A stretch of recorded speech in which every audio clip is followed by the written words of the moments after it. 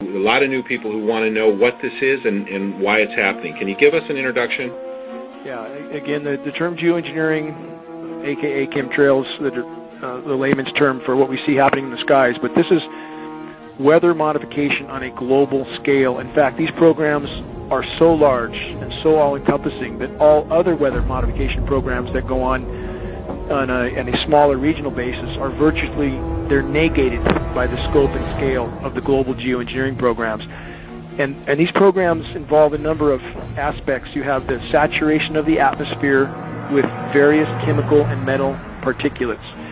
And there appear to be various purposes and objectives with this saturation. In conjunction with the saturation, which ionizes the atmosphere, it makes the atmosphere more conductive, we have the HAARP facilities, High Frequency Active Auroral Research Program. These are ionosphere heaters. Many have heard of the HAARP facilities. There's not just one or two or three. We believe there's at least 18 around the globe, possibly with 3 more being built in Antarctica right now. And once the atmosphere is saturated with these particulates, and then you add the ionosphere heaters, the entire weather system globally is virtually being thwarted. There is no natural weather at this point, and we really don't know what sort of climate conditions we would have necessarily if these programs were brought to a halt, and they desperately need to be brought to a halt, because the saturation of the atmosphere is thwarting the hydrological cycle. It's totally disrupting the rain cycle. Again, we have the artificially nucleated snowstorms, which I just mentioned. You can't go from 100 degrees to snow in one day without a whole lot of help.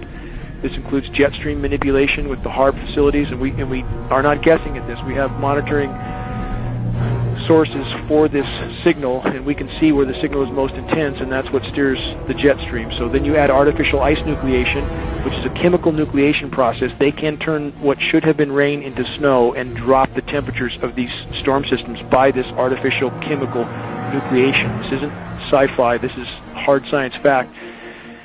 The weather disseminating agencies are trying desperately, their task, and they're all owned at the very top, it appears, by the Rothschilds and or other parts of the global elite complex. Rothschilds in particular are ownership of Weather Channel, Weather Central, Weather Underground. And it was imperative that they own these agencies, otherwise there would be great discrepancy in trying to explain away these events.